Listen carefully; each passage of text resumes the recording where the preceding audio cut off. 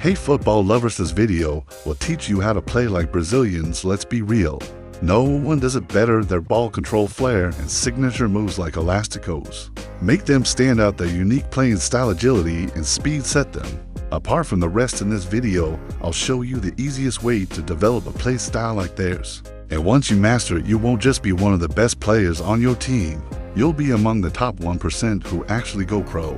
But before everything, we must understand what actually makes them the best and what makes them so unique, so you can follow in their footsteps and truly play like them. One of the biggest reasons Brazilian players stand out is their early exposure to street football. Unlike structured academy training, where coaches drill fundamentals, run tactical exercises, and focus on disciplined teamwork, street football is raw, unpredictable, and fast-paced. There are no set rules, no fixed positions, and no easy moments. Kids play in tight spaces, often barefoot, using anything they can find as a ball. This environment forces them to react instantly, control the ball under pressure, and develop the creativity to outplay opponents in unpredictable situations. Look at players like Neymar, Ronaldinho, and Vinicius Jr. Their incredible ball control didn't come from just following structured training sessions. They grew up juggling the ball for hours, playing in tight areas where quick thinking was the only way to survive. Playing barefoot helped them develop a natural feel for the ball, making their touch more precise than most academy-trained players. But here's something crucial. It's not just about dribbling. A lot of people think Brazilian football is all about fancy skills, but in reality, what makes them great is their ability to control the game. In small-sided street games, defenders close in fast. There's no time to hold the ball too long. You have to think ahead, make sharp passes, and dribble only when necessary. So if you want to play like a Brazilian, train in small spaces. Work on keeping the ball under control when defenders are pressing. You don't just focus on dribbling, learn when to pass, when to move, and when to take on defenders. The pressure from playing in tight spaces will improve your first touch decision making and ability to handle real game situations. Brazilians don't just play football. They express themselves on the pitch. They play with passion. They give their all. Many young footballers today are too lazy to track back and win the ball. But Brazilians, the moment they lose possession, they press instantly and they win it back. They're not just standing around waiting for the ball. They're making those killer runs. Their playing style isn't just about dribbling skills and flair. It's about dominating the game. They don't just show off fancy footwork. They know how to control the ball in their favor. Ronaldo does step overs and Messi has his body feints. But what exactly makes Brazilian players unique? It's not just about showing off. It's about being unpredictable. When defenders face Neymar or Ronaldinho, they have no idea what's coming next. Neymar on the wing, he can cut inside and shoot. He can find an open teammate with a killer pass, or he can whip in a dangerous cross. At the same time, he can pull off a rainbow flick or a step over to throw off defenders. Resilient players don't rely on one skill. They mix speed with technique. That's why they're almost impossible to stop. And if you want to add this to your game, start practicing signature Brazilian moves like elasticos and quick step overs. But listen carefully.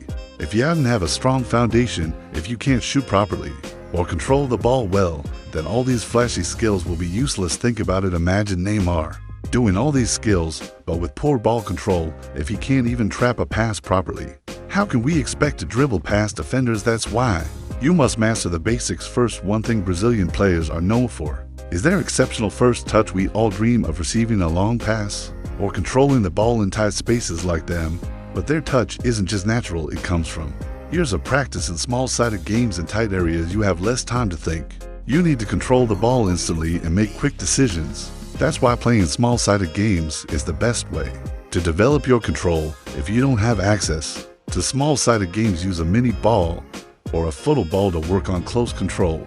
The difference between a beginner and a Brazilian player is decision-making speed. An average player takes too long to decide what to do after receiving the ball. A Brazilian player, he already knows his next move before the ball even reaches him. That's why a great first touch is so important. Once you control the ball, you can look up, scan the field, and pick the best option. Without a good first touch, it doesn't matter if you've mastered rainbow flicks or step overs, because you won't even get a chance to use them. So if you want to make your skills work in real games, focus on perfecting your first touch. First, the biggest difference between an average player and a Brazilian footballer isn't just skill, it's fearlessness and confidence. Brazilians take risks, attempt dribbles, and play with a bold attacking mindset that keeps defenders on edge. We all know that skills like rainbow flicks and other flashy Moves are difficult, especially in a professional game, but how do players like Neymar and Ronaldinho make them look so effortless? It's not just practice. It's confidence. An average player is often nervous in a match the moment they receive the ball. They freeze, overthink, or panic, unable to make a simple decision. They're scared of losing the ball, so they avoid risks, pass too quickly, or hesitate. In contrast, Brazilian players trust themselves.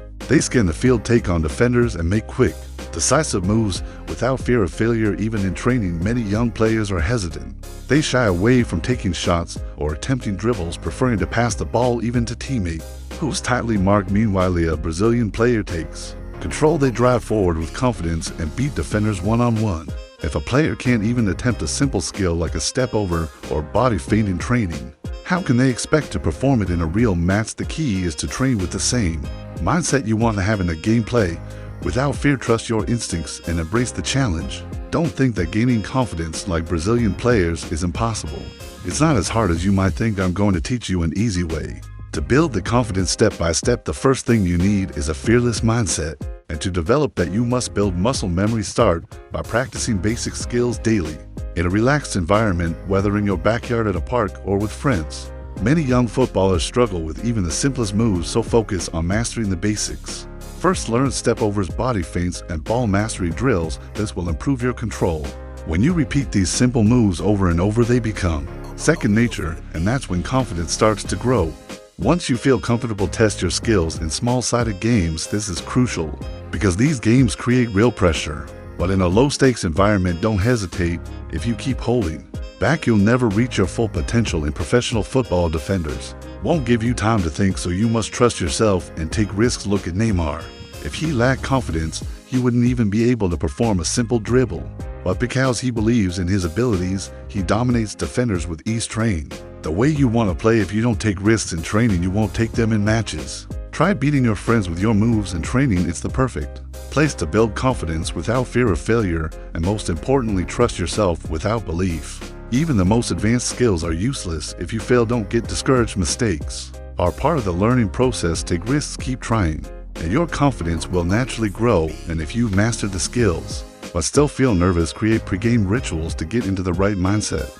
Listen to your favorite music, eat properly, train hard, and surround yourself with positive people who motivate you. Encourage your teammates rather than criticizing their mistakes. The way you treat others on the pitch will come back to you. And when you create a supportive environment, confidence will come naturally. If you've ever noticed, Neymar and Ronaldinho are so talented they can beat defenders like Sergio Ramos, one of the toughest defenders in football history, with ease. Why is that? Why can Neymar beat these tough defenders so effortlessly? It's because they started playing in the streets against tougher and more experienced players. They didn't grow up playing against kids, but most young footballers today are wasting their time playing with local kids. Scoring against smaller, weaker players is easy, but it won't take you anywhere. Instead, when you play against big guys, they're more talented than you, more experienced than you, and that's a good thing. First, you'll learn more. Second, you'll make a lot of mistakes, which is actually a positive, because when you make mistakes, the experienced players will teach you. They'll tell you exactly what you're doing wrong, and they'll put immediate pressure on you.